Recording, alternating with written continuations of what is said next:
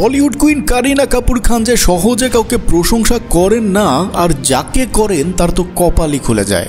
আর এবার তিনি চোখ সরাতে পারছেন না শাকিব খানের নতুন ন্যাড়া লুক থেকে।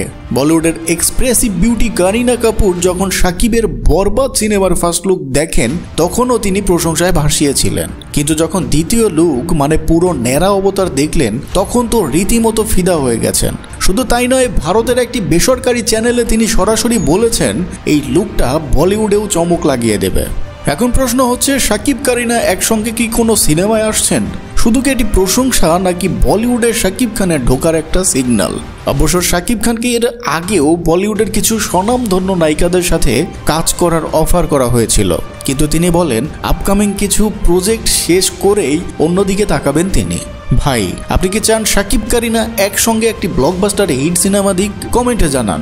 আর এমনই ভাইরাল খবর পেতে চ্যানেলটা সাবস্ক্রাইব করে রাখতেই হবে বস।